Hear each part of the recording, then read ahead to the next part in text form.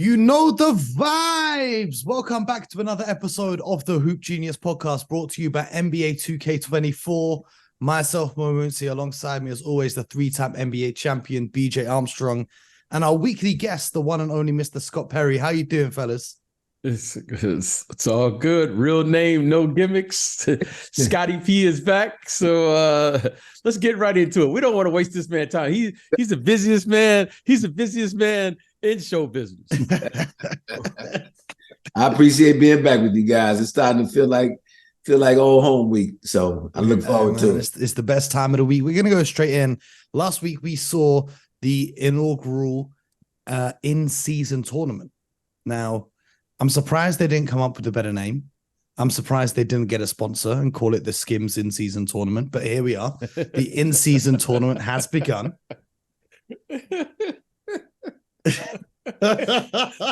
Where are you going with this, Mo? Where are you going with this? I'm just saying, like, if you're gonna call it the at least call it the NBA Cup, or at least call it like something catchy, the in-season tournament. And then they print t-shirts that say in-season tournament on them. Like, who's doing the branding for this? That's what I want to know. But aside from that, it brought a different flavor to the NBA. We saw a bunch of courts being played on that were colorful. You know, Indiana had a blue and yellow court, and Chicago had a red court. Then we saw some really good games. You know, I don't know if it was a coincidence, but we had some very, very close matchups. In your opinions, just off the bat, what's your thoughts on the in-season tournament? Do you think this is going to be a success for the NBA? Well, personally, I think long-term it will be a success for the NBA. You know, what you're having to do right now is just condition not only the players and coaches to compete for a trophy that's different than what they've been competing for the last 75 years. And, you know, what we know now is the Larry O'Brien trophy that crowns the NBA champion at the end of the year. So now you want to have a trophy in the middle of the season or early part of the season that, you know, rewards the winning team with another trophy. So it, like anything else, when you're enacting change, it takes a little time to get used to. And I think you got to get the fan base used to it as well. And so I think that's why one of the reasons you see the colorful courts and some of those measures being taken just to kind of separate it from a normal regular season game. To your point, highly competitive games. 3 of them, I think, ended in 2 points or less. I think the only game that was decided by more than 10 points was the Denver Mavericks game. So players will be feeling their way along through it. I think, to me, another thing that will really tell a lot about this tournament for this year, once you get out of in essence, what is pool play, and get to the knockout round and then eventually to the Final Four and championship game. I think at that point, that will allow coaches and players to kind of, it's well before playoff time, but start to put together some planning and see what it's like essentially for a game 7. And I know it's not the NBA playoffs, but with it being a knockout and guys competing for a monetary prize, I think it'll be interesting to see those games, to see just how competitive they are, and then kind of the strategy that takes place during that time. I think you'll see a different level, or even improved level of competition when that happens. Well, you know, Scotty, you know, here on the podcast, the Hoop Genius podcast, I go by the name, real name, no gimmicks. So I'm going to get right to the business here. Traditionally, our fan base we've all kind of come to the conclusion that we don't start viewing the NBA until Christmas Day. That's when the season starts for our viewers. That's when they give us traditionally the marquee matchups where our fan base says, you know what, okay, the NBA season, even though that we know it started for the pure fans. However, the overall fan base, because, you know, right now here in America, you have football, what's going on. And that's the time where we began to ramp up, if you will. So the NBA has come to the conclusion, what do we have to lose right now in early November? And how can we get some of the market share? Well, I think from a business strategy standpoint, I think this is a phenomenal opportunity to get some of the market share, increase the games. Right now, you can see that the league now has really made a huge effort to combat things such as, load management, loads management and things like that to get the guys to play.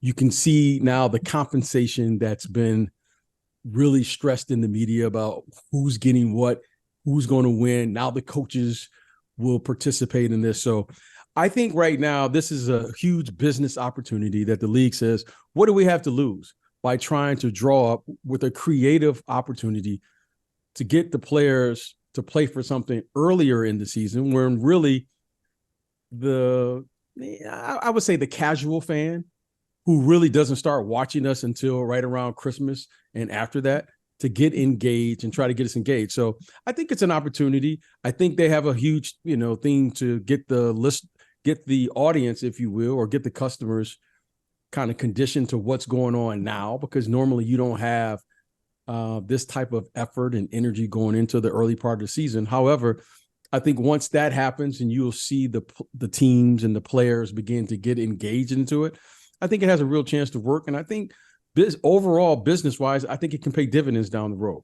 I think from the business perspective of it, I've heard rumors from certain people that the long-term vision of this tournament, seeing as we're going to have the Final Four played out in Vegas this year, where you're going to have the semifinalists and then obviously the final competing over there, is long-term. That could potentially be overseas. That could be in Europe. That could be in the Middle East. That could be in Africa. And they can take this in-season tournament on the road to the international fan base of the NBA as well. For me, it's kind of wild to me that you're saying, okay, cool, we're giving you millions of dollars to play these 82 games, but you don't care about them, and everyone knows that you don't really care about them. So here's more money, and now you're going to compete for a trophy. Now, over here in the UK for football, or soccer as you guys call it, we have the Premier League, which is the league competition for the top teams, in the country. They also have what's known as the League Cup, which has a different sponsor most years. It's like the Carabao Cup. It's been the Carling Cup, the Worthington Cup, whatever brand wants to sponsor it. And the thing with that is no one really cares about who wins. It's like you win, well done, you get a trophy, you get a bonus on your contract, But the fans don't really care. How can the NBA, should I say, make the fans care about winning the in-season tournament as much as they care about winning the championship? Because over here, if you win the League Cup, which is the early competition, it's okay, cool. No one really cares. Now let's see if you can win the league. How does the NBA get fans to actually buy in and care about who wins? Are they going to have a championship banner? What's the process going to be like to getting that buy-in to make sure it really is significant?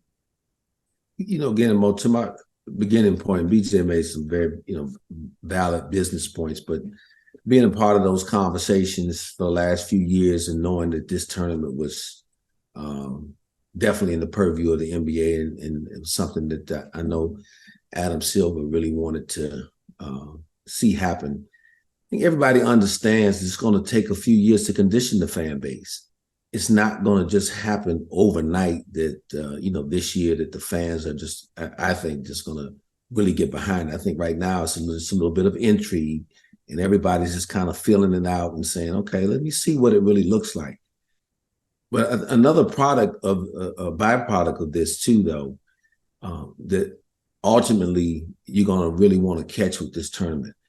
It's the players that are currently playing in high school right now in the United States in particular, that they are watching this as a part of the NBA now. And so I think the hope is by the time they, 3-4 years from now, but may become NBA players, the ones that are one and done, if you will, that they have really bought into a gained excitement. And I think that will start to show in how they play. And I think along the way, the NBA will, which they've always done an excellent job of, is finding that marketing tool or branding that, to your point, will really capture the public. And so we might be a year or two away from that, but I think it's coming. I think this is a learning year for everybody that's involved in it. And so we'll wait and see. BJ, as a former player, if they had the in-season tournament around when you were playing, what would have your approach been to it? Would you have cared that much about winning the in-season tournament, or would your eyes solely be focused on getting to the NBA Finals and winning the ultimate prize, the Larry O'Brien Trophy? Well, Guy, as a player, I really can't really give comment about it because I've never participated other than at the collegiate level. I would think if I were playing in today's game that every game would matter to me, no matter whether it's one of 82 or an in-season tournament. Now, clearly, once you get past the regular season, then there's a new mindset, which is the playoffs when you're playing in a 7-game series, which is a totally different game in and of itself because you got to beat a team 4 out of 7 games. So, however, these games, they matter. I would like to think that no matter what, professionalism would be second to none, and that I was going to play just as hard in game 2 than I was going to play for an in-season tournament. I don't think that was the mindset of that era. However, it seems to be in the conversation this era, which seems odd to me that, I think I can say this. I wasn't always excited about practice. I understood the reason practice was important, and I took practice very serious. However, I never had a problem playing in the game. Now, the game to me was the reward of why you wanted to play professional basketball anyway. So this whole mindset of not wanting to play for whatever the reason may be, whether it's a doctor saying load manage, whether it's the team saying they're saving for down the line or what have you. If there was anything, I wanted to play in the game all the time like that. So this is a totally different mindset. But I would like to think of the way that I approached the game, that I wanted to play every game. That was, I don't care what was going on. I wanted to play, and playing hard and all those things was never a problem. And for the most part, I think guys probably just wanted to play. Now, I can't say we always wanted to practice. We practiced because clearly you have to be good to practice. The better teams understand the professionalism that's necessary. But I've never been in a locker room where guys didn't want to play in the game. I mean, that to me is a totally different mindset. That one, I frankly, I'm not familiar with, this load management and the things that they're doing today. Well, one player who didn't look like they were too up for playing in the in-season tournament was on your former team, the New York Knicks, Scott. Julius Randle, in the game against the Cleveland Cavaliers, was it? He looked very despondent and not interested in what was going on, particularly in the closing stages of the game. There was a possession where Jalen Brunson missed a shot. Julius Randle looked very disappointed that he didn't get the ball, and he didn't even bother getting back on defense. He's had a very tough start to the season. Through the first 6 games of this NBA season, for players who have taken a minimum of 90 field goals in the history of the NBA, Julius Randle is shooting the second worst shot percentage ever. They're saying he's shooting tour dates. He's got 5 of 20, 3 of 15, 5 of 14, 4 of 15, 4 of 10, and 5 of 22. He's really struggling and doesn't really look with the rest of the squad. What are your thoughts on the Knicks so far and Julius Randle's struggles? First of all, I think you're referring to the Milwaukee Buck game. Oh, yeah, my mistake. Yeah, so I just wanted to, there was in Milwaukee this past Friday. Look, can't sugarcoat it. Obviously, Julius is struggling right now. He's not in rhythm. And again, not to make any type of excuse for him, but knowing him like I do, and I think like the public at large knows Julius, not only during this time with New York, but prior to him coming to New York. Julius is a hard worker. He wants to play every game. He wants to compete. He wants to do well. I mean, the off-season surgery that he had, he's a real rhythm player. Probably knocked him out of his rhythm a little bit. So he's one of the handful of guys that I'm aware of in the NBA that, and it's very public in this, that he likes to play in the summer, play a lot of 5-on-5 pickup. BJ can relate to that. We talk about that a lot. So he didn't really have the opportunity to do that this summer as he recovered from the ankle procedure that he had. And his body looks in good shape, but his rhythm and timing look off. And I think he's really pressing right now, trying to make up for lost time, if you will, what he didn't get a chance to do in the off season. One thing that I'd like to see him do, and we talk about this a lot, you don't have to, because BJ's made this point a lot, if you're scoring, if you're not shooting the ball well, which obviously he's not doing right now, there's other ways to impact winning. And Julius has an opportunity to do that right now. He can defend better than what he's defending right now. He can, he's rebounding. I think he's averaging 10 rebounds a game. His first few games were double doubles, even though he was shooting poorly. But to break out of this slump, I think he's got to really focus in and start to exert much more energy defensively, get to the glass. I think he needs to attack the rim more. He's heavily relying upon three-point shots right now. I think this is, it's getting a small sample size, just 6 games in. I think he's averaging like 6.7 attempts, so almost 7 3-point attempts a game. And when you're trying to get out of a shooting slump, I think you got to find a way to get easy baskets. I know that. So what I mean by easy baskets, he's strong, he's physical, get to the rim, see the ball go in the hoop sometime, draw some fouls, get to the line, make some free throws, and then eventually he can work his way out of it. But right now, I know the Knicks, obviously, my guess would be concerned early on, but Julius, no one's a tougher critic on his play than he is of himself. So I expect that he's probably working overtime right now, trying to figure it out. And hopefully he can start to regain some rhythm come the game Monday against the Clippers. BJ, yes. With Julius Randle, we've seen him have some great seasons in the past. Last season, he was putting up 25 points a game. This season, he's struggling. But the season before that was a little bit worse than the season prior to that. It seems like he has one really good season and one slightly less good season, and then a really good season again. So it's kind of up and down with him. Do you think there's a reason behind this? Well,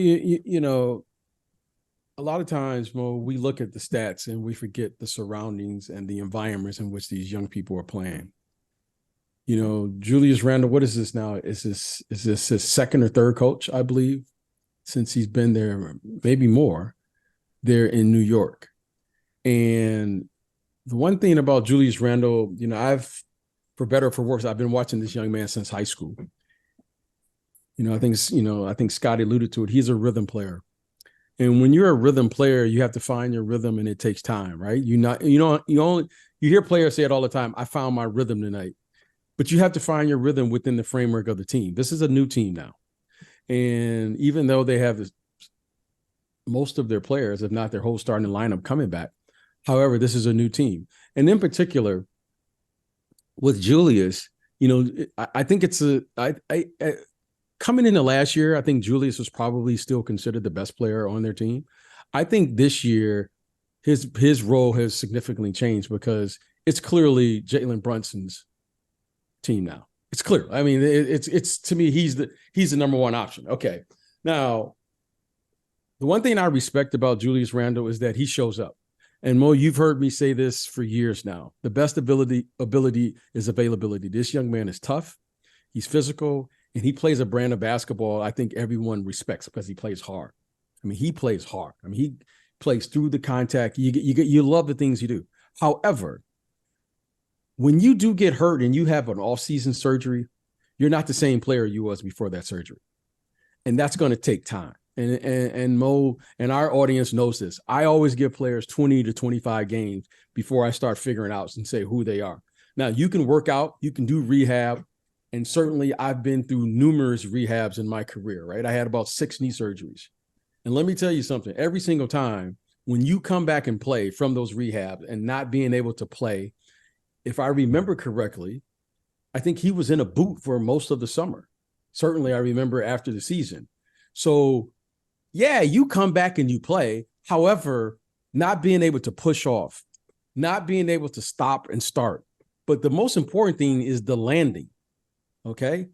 It's going to take him some time, whether he wants to admit it or not, but this is what we do. We tell it like it is so that people can understand that they're not just robots out here. So it's going to take Julius some time, okay? The one thing that I noticed, especially with Julius, over the years, I've always appreciated his ability to play through contact. Now, sometimes he does things that you go, Julian, maybe you might want to do X, Y, and Z, but he's always playing to the basket. This is the first time in the first 3 or 4 games I've seen him fading away from contact. I mean, he's been a guy that gets to the free throw line double digits. I don't know what he's doing this year, but it's been a long time since watching him play since high school where I'm seeing him take more fadeaway shots than I've ever seen him over his career. And a lot of that has to do with his inability to push off and go through things right now. Now, like I said, I don't know the numbers, what have you, but I would suspect as he gains more confidence in that ankle, things will improve. His balance will improve. As you guys know, we were all players, no matter what level. There's a level of balance that you have to have. And if you are favoring one side or another, that's just enough to throw you off, especially at the elite level in which he's playing at. So I'm going to allow him to play through this, get through this. He's a tough kid mentally and physically. Would I like him to do some other things? Because one of the rules that you have to abide by is you can't allow your inability to score determine whether or not you play well. That is the only thing that I could criticize him, I think, which is fair criticism. Okay, you're not shooting well right now. However, don't let that determine on whether you play well or not and you have an impact on winning. Because in the end, you got to find ways to win the game, okay? We watched Chris Paul just the other night. I think he scored 1 point and had 13 assists. You got to find a way. And that's what part of being a professional is all about. And hopefully he'll figure it out. But I'm going to give him time because you know what? If you've had surgery and you've come back, that's going to take some time. And I know New York can be tough and we can quickly turn. However, the truth of it is I'm going to give him enough time. He's earned that time. And I'm going to give him the respect of saying he's out there playing and playing through it. And I expect him to return back to where he was at, before that injury, because he was playing very well, I thought. Well, another big story. Oh, you got to remember, and we're talking about a guy that was twice All NBA in the last 3 seasons as well, too. So his performance matters to him, and I expect him to, like BJ said, work through it, really try to figure it out. Hopefully, he can be figuring it out as a team, as he's helping the team figure out how to just win some games, even if his shooting percentages don't go up. But like I said, his defense, if his defense has got to get better, he can rebound even more, and he's still a guy who's going to draw attention defensively too from other teams. So his ability to get rid of the ball, make the right pass, could also help that team start to play a little bit better offensively. Well, another big story out of New York this week, BJ, one of your favorite sayings that we've heard you say on the show a lot is winning covers a multitude of sins. And with the Knicks currently 2-4 to start the season, last season we discussed Mitchell Robinson posting a Snapchat post where he was talking about he was unhappy with the amount of touches he was getting. And early in this season, this year, his trainer, Marcel Scott, has put out a post complaining that, damn, 23 is not even much of a lob threat anymore. What happened to rewarding your big sometimes for busting their ass? It's a lot of me ball in New York. Good night. Do you think that this is literally just a case of results not going their way? And so now potentially some of the players or the people around them are unhappy and if they start to pick up the wins, this will go away? Or do you think there's a deeper problem going on here? Well, and looking at it from the outside and knowing about New York is probably the most unique place of any place in the NBA to play because of the coverage of the New York. I mean, I think they have like 4, 5, 6 beat writers that are just covering the team, and there's always something going on there. However, the one thing that will erase all the mistakes of New York is winning. So when you don't win there, those editors need something. Okay? Whether it's, we know you're listening. They need something, and they're looking for something.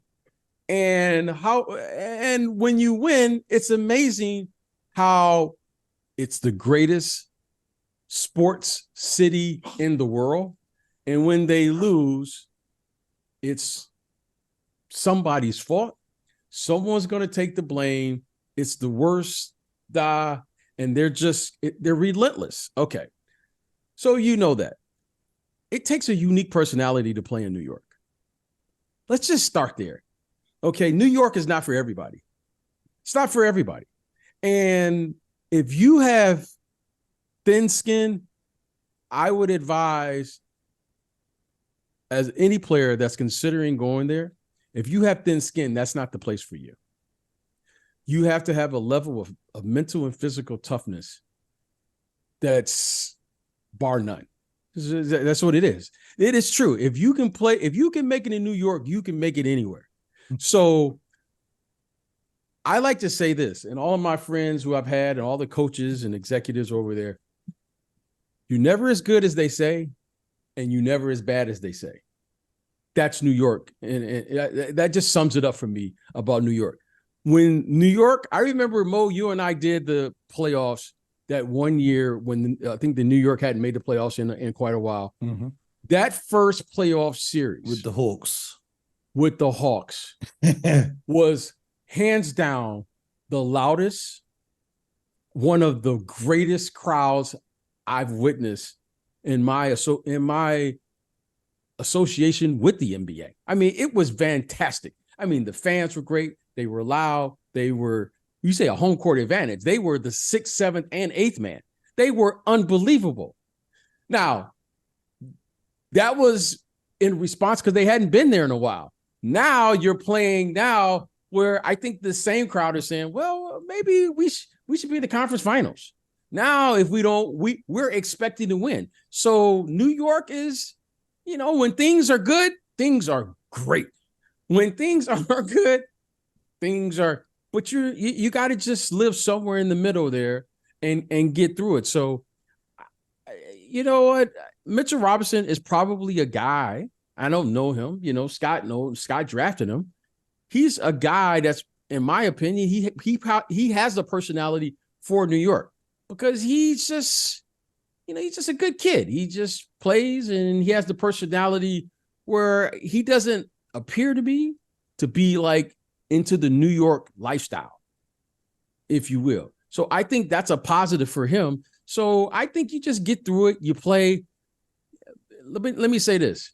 Next week, in the next 2 weeks, the Knicks are going on a 7-8 game winning streak. And then the same headline next week after this 7-8 game win streak, they're going to the NBA Finals. Same team. That's how this is New York. So I'm not going to get too high with it. I'm not going to get too low with it. But what I do know is that when it's good there, I can't think of a better place to be. I really can't. I enjoy it. I enjoy playing there. I enjoy walking through the airports. I enjoy when the bellman wouldn't bring my bags because he was a Knicks fan. I enjoyed it walking through because we used to fly through the airports and all of the people would boo us walking through the airports. It's phenomenal. It's a phenomenal sports. But when it's not good, Mo, it can wear on you. Well said. All that.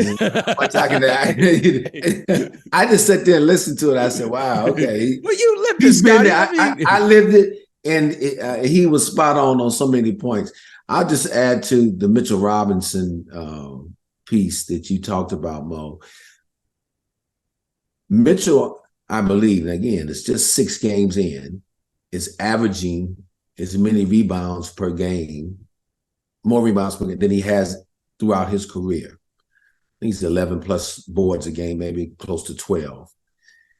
He's going to play hard regardless of whether he's getting the ball or not. Would he like to, I'm sure would he like to get more touches just like every basketball player would? Absolutely, of course. And I think that will come in time as the team works out their early season kinks, if you will. A lot is going on right now, and the team is just trying to gain traction in terms of winning games. But Mitchell's watching him, he's still chasing after the games I've watched this year. He's, chasing shots in the lane, rebounding, best offensive rebounder in the entire NBA, in my opinion. And I think he will just continue to do what Mitchell Robinson does, and that's play hard, play for the team, and he's going to take with whatever comes his way. And again, hopefully for his sake, that he will start to see a few more lobs and get a few more touches, because you never want to take a big man for granted. BJ would tell you that. You don't want him going on strike one day and saying, all right, I've been 40 games in, I'm rebounding my tail off, I'm chasing all these shots, and I'm not getting enough touches, and all of a sudden he wakes up and says, okay, you know what? I'm not going to help you next time that your guy comes down the lane. You don't want to get to that point, but I don't think they're nowhere near that point right now. Mo and our listeners here all around the world, Scott Perry and B.J. Armstrong grew up in Detroit. We were considered scoring guards before we even knew what the scoring guard was, okay? Scott Perry was shooting. There was no three-point line. We didn't even know. This is true story. We didn't know about a three-point line because we didn't have a three-point line, Mo, when we played in high school. Nope. Scott Perry was shooting deep, like you see Steph Curry, Logo and Scott, Damian Lillard. He was doing this before we just thought he was a little crazy. He's like, man, why he shoot so far? You're gonna like, call him parking lot Perry. Exactly. That's exactly. That's I like exactly that, right. Mo. I like parking that. Lot. Scott was literally the guy that you say, man, he shoot deep. Like you didn't want to play horse with Scott because he was shooting so deep. But Mo, even Scott Perry and B.J. Armstrong knew this. We got to keep the big man and give him a few touches to keep him engaged in the game. Yes. Like Mo, like Bill Cartwright, who I still talk to once every 2 weeks, even to this day, because that was my big guy. He took care of me, and I had to take care of him. Now, I don't know what the guards are thinking here in New York, but I want to tell those guys, just give them one touch. Mo, you can ask anybody to play in Chicago. What was the first play of every game we ran? It was 5 down. Right. Bill Cartwright was going to get the first play of every game. And if he scored on that play, it was mandatory that we repeat the first play. Right. Mo, okay. And Mo, we had a guy on our team, Mo, who could score a little bit. Okay. Yeah, just a little bit. Just a little bit. Just a little bit, Mo. You know what I mean? Now, Mo, even we knew that. What I can't understand about a guy who defensively, who is elite, in my opinion, he has a chance to be a defensive player of the year candidate. And Mitchell Robinson, he rebounds. He's a machine. Give him just one touch a game. Let him know, okay, the coaches may not give you a play, but I'm going to give you a touch. Just give him one touch in a 48-minute game. It won't do anybody any harm, Mo. He probably will rebound even better if you just gave him a touch. So I just wanted to know, even Scott Perry and I, we average a lot of points. Even we knew that one. That's the one thing I don't understand. And take care of your big fella. Take care of him. Well, hey, Mo, obviously I didn't play in the NBA, but I can show my time with the Pistons. And when Larry Brown came to the Pistons, I'll never forget. One of the first things he did, Ben Wallace had been defensive player of the year a couple years already, or at least once. I'm sorry, but I know he won the award 4 times. You can go back and look at it, just like BJ's talking about the Bill Cartwright. And Bill Cartwright could score. Bill Cartwright could score in college. Came into the league as a score in scorer. the NBA. Now, Ben Wallace was not known as a scorer at all. You go back and look at game film for those years that Larry was the coach. First play to start every game was a low post touch for Ben Wallace. Just to touch it. Now, he didn't shoot it every time because, a lot of times those guys, they want the ball, but he just wanted to be involved. And Larry understood, okay, I'm going to do that in the first quarter, and I'm going to do it at start the third quarter. And you know what Larry knew? Oh, I'm going to get a minimum of 15 to 20 boards, 3-4 blocks, and I'm going to have a happy camper on my hand. He was going to do, Ben was going to do it anyway, but now he's doing a little sly smile on his face, like, okay, I'm involved in this offense a little bit. Well, speaking of bigs, this is something BJ's wanted to talk about for a hot minute on this show. So Scott, you can jump in first because then BJ's going to just talk. And I'm going to just leave with 2 words. Victor Wembanyama. Don't do this. Don't do this. Don't do this to us. Oh boy. I think I mentioned to BJ one day, maybe it was in the preseason. I said, you better get the best of him now if you're playing against him. You better take advantage of Victor Wembanyama now as he goes through that first year or 2 of the NBA trying to figure everything out. And then I saw him going to Phoenix and score 38 points the other night. I was like, you probably better get him now in the first 25 to 40 games of the year. Because after that, it can be some real problems. I mean, all of the superlatives have been thrown out about this young man, but I'm not even going to talk about his skill right now. The thing that's standing out to me is he's showing that he has that clutch gene. He's showing up in fourth quarters. No matter what's going on in the first 3 quarters, he wants that ball in the fourth. He's not afraid to take the big shot. He's got an excellent basketball IQ. And once his strength catches up to his length, oh man, he's really going to be a problem. He's a problem today. Don't get me wrong. He's a problem for opponents right now. But when he gets that strength to a point, not that he has to bulk up a great deal, but just getting some of the natural strength that comes with age and then the training I'm sure that they're doing with him down in San Antonio. And then the knowledge that he picks up and, having a coach like Greg Popovich that is going and guys like Tim Duncan and David Robinson in the building that give him nuggets here and there. Woo, he's going to be a problem for the entire league. And I'm glad I'm not coaching, trying to figure out how to stop him. I can tell you that much. Scott, I want to take advantage of you being here. I mean, you are been in this league for 20 plus years. We always talk about building your team. I can talk about Victor anytime. And on tomorrow's episode, BJ will probably do 20 minutes. Yes. and Scott, I have my dream scenario in building a team is to have 5 7-footers on the floor. I've said this years ago. But Scott, I want to ask you, because you have been building teams for the last 20 years. With a young player like Victor Wembanyama, share with us what you see on how to build around this young man's talent, because it's a skill. And I want to hear you talk about that, because I could go on and on about him, what I like, but I want to hear you share and break it down in your level of expertise of how you would actually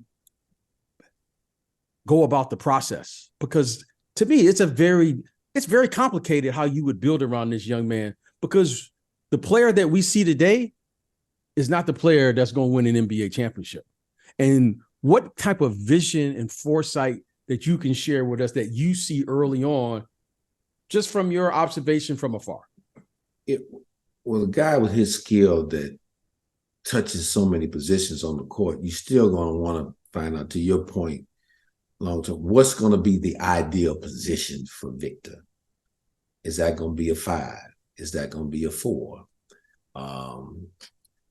What I would like to do or would see around him, I think teams that will try to go at him and make it tough for him, and they're trying to do it already, is getting real physical with him. So I'd like to get a player alongside of him, a front court player, who could do some dirty work. Be real physical. I mean, just cut to the chase. Now, this is the bad boys coming out of me, but I think you're going to eliminate any of the physicality that's going. Yes. So okay, he's taking some unnecessary shots. He's got, unfortunately, you guys had people like that in your Bulls organization. Absolutely. And you've had some players like that in your Detroit Pistons. Exactly. Just a few. Exactly. So I think having an inside guy with some of that physicality like that, and also a perimeter guy with some physicality and toughness and defensive chops, then I would, obviously sprinkle, because he's going to command. It's interesting. You can go double this guy, but he's still going to be able to shoot over the top of you. But if you make him back away and it difficult, when he has to spray the ball out, obviously he needs somebody else that can shoot the basketball. He's going to need a couple of people on the floor that can make shots with him. And lastly, because again, one guy can't do it all. And like I said, BJ played with the greatest of all time. You need another guy on that floor with him who could also play off the bounce and make plays. To take the pressure off of him some nights. Because look, we haven't seen a 7'5" guy who is, what I think going forward, still going to be called upon to play a lot facing the basket, away from the basket, and playing in a lot of small forward and guard spaces. What's that going to do to his body, even though when he gets stronger? What's that going to take out of him? So if you can get someone that can create and take some of that offensive pressure off him. Now, again, we're talking about the team we putting together to win it all. I think that will be important too.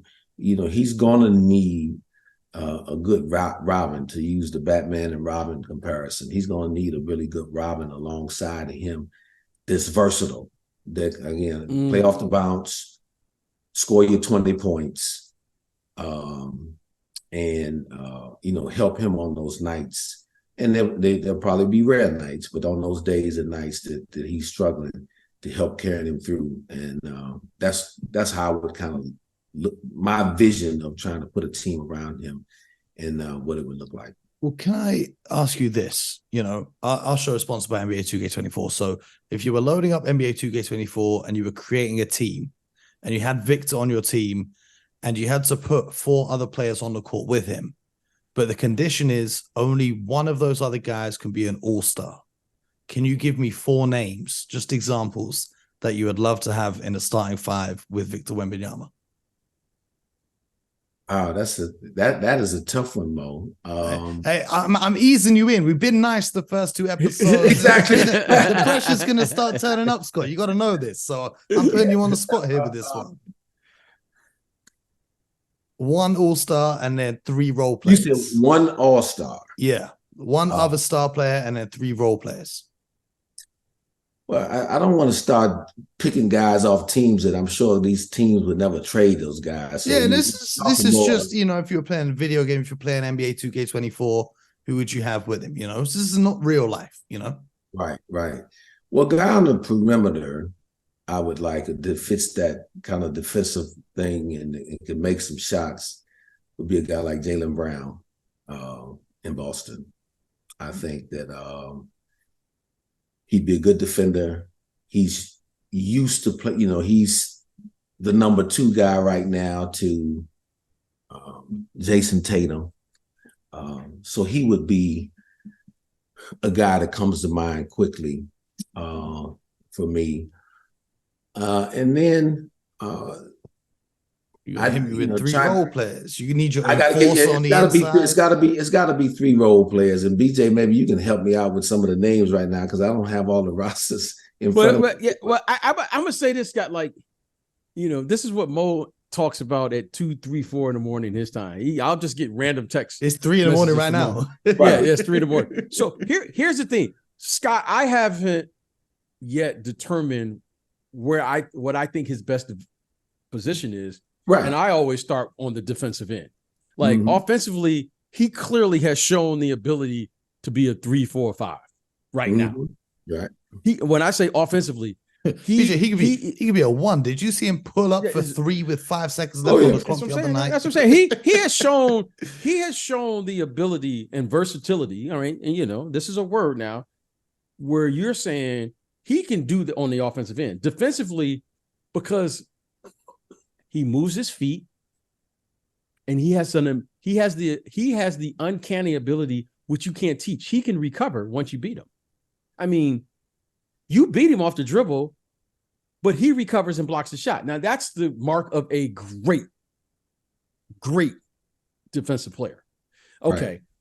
And I can't take that away from him. So at some point, Scott, I think he has to be a 5, whether he wants to be a 5 or not. Not that he has to be a 5 full time, but Scott, he's getting 5 block shots right now, and he don't even know what he's doing. Right. Okay. So at some point, he's going to have to be some level of a rim protector. I liked his matchup the other night versus Kevin Durant. I've seen this guy block more jump shots. I mean, he blocked a 3-point shot tonight against the Toronto Raptors. He just does things. So I'm not sure what he is. However, because of the way he plays, I think it's important because it's one thing that he does, Scott, that I've seen it has taken even the great players to do. He passes the ball willingly right now. Like Scott, he doesn't have to learn how to pass and see a double team. He doesn't have to know where his shooters are at. He can just pass the ball and he does it willingly. Okay. And that is a big thing because that's a rare thing with great players. No question. Okay. So I would think, Scott, this player who plays beside him will have to be a great interior passer as well, because he doesn't look like he's going to ever have the body type where he can just come post up. No. He's going to constantly have to be on the move because if he catches it on the move, he has an advantage when he catches the ball. He can shoot over the top of anyone. I mean, did you see the photo the other night, guys, where he was shooting over the top of Kevin Durant as if he was just, I mean, it was an unbelievable Did you see him photo. standing next to Kevin Durant at the free throw line? And Kevin Durant looked short for the first time in any picture ever. And Kevin Durant, okay, you're talking about one of the greatest offensive players of all time, okay, regardless of generation. Offensively, Kevin Durant can score that basketball.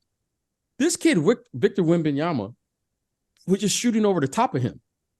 So now I'm looking at him going, Scott, I just don't know what he is, how to play him, how to build a team around it.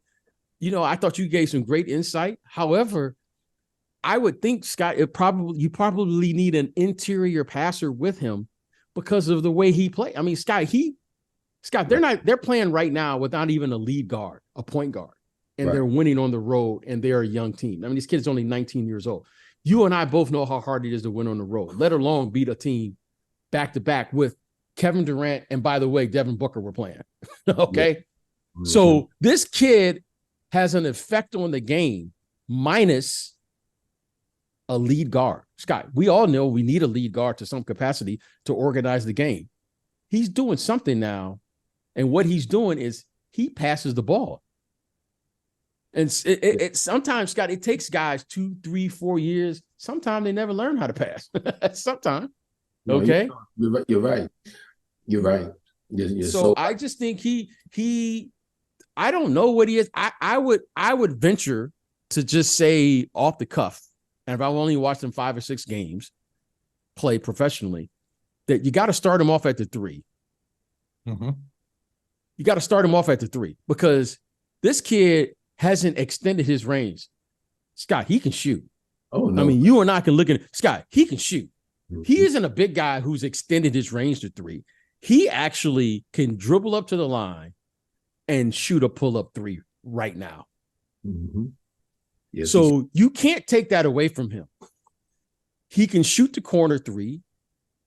He's open every time he catches the ball. You can't double team him, Scott, with a guard. A 6'5" guard can't double team him. A 7-foot center can't double team him. He can see right over the top of everybody. Right. So I just think, Scott, you got to treat him like you would treat like a small forward who has versatility, where you got to say, we're just going to move him around accordingly to wherever the game is going. Right. Because you can't just treat him like a 7'5" guy and put him under the basket. Scott, he's too gifted. I mean, he's nutmegging people at 7'5". He's incredible. And that's why, it's hard placing the names to back to Mo's question to put next to him. I was just, again, thinking profiles of the toughness and the shooting, but you make great points. And he can play the small forward, because one of the first things that stood out to me when I first saw him on film was that he moves like a guy that's about 6'8", 6'9". Yes, he does. He doesn't move like a guy that's 7'5". So no, look, I think when it's all said and done, they're gonna have a lot of fun down there in San Antonio. Mixing and matching these pieces that we're talking about. I mean, and he's a lot older now, but I think about a big who was kind of physical, who really became a good shooter, and him. Whereas again, he's another guy that's at Boston. I don't know that he's the level of interior passer was a guy like Al Horford. It was in my mind thinking that because he can shoot it as well. So now he's not going to get in the way of any space, because put it down. So he can space the floor, but he can do the dirty work down in defense. Right. That's a good call, Scott. That's a great call. So that's a great call. But he was the first guy on my mind out of Boston, but at his age now. But he's the profile that I had in mind to put alongside him. That's a great call. So that's a great call. You got Jaylen Brown, you got Al. I think we just need to get Wembanyama on the Celtics. I think that's the only conclusion. I mean, I want to know from the listeners though. So you guys who are listening, let us know. The Discord is linked in the description. Who would you make a starting 5 with Wemby with just one all-star on the team? If I was doing it off the top of my head, I'd have Wemby. Then you want that interior presence. I'd go for someone like Valanciunas. He can bang down low a little bit. He's not afraid of no one. He can space the floor a little bit if you need him to. And then you want a defensive guard as well. You've got to have Marcus Smart. That's just not even a question. And then give me Steph Curry on that team. And then all I need is a versatile 3. Give me an Andrew Wiggins or someone, and there's my 5, and I'll run up against anyone. But let me know from the listeners who you guys think. Get us on social media and let us know what your 5 players would be. BJ, Scott, just to end this episode, I'm going to ask you the same thing I asked you last week. What's one team or one player that you're looking at this week that you're keeping your eye on? Well, I'm going to be watching the LA Clippers this week, and I'm going to watch to see how James Harden, because I read where he's opening up at the Garden. He said he's not a system player. He is the system.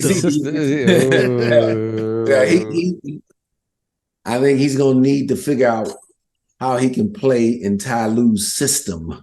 No, it's Ty. And look, he grew up with a lot of those guys on that team, or great familiarity with those guys, with Paul George and Kawhi and Russell, all Southern California young men. So, but I want to see how he plays, how he tries to ingratiate himself with that group, that starting group. I understand those 4 are going to start alongside the big fella, Zubac.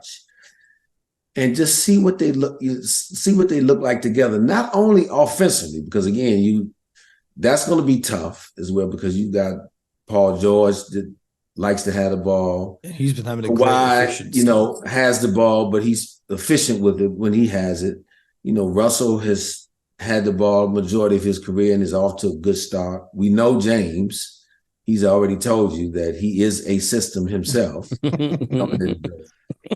not only what they do, but what I also want to watch, though, is how they defend, how they match up on the other end. I want to see, that the Kawhi is going to take the toughest matchup on the other side probably, and then Russell's never been afraid of that. But I want to just see how they play as a team defensively this week with James coming on board.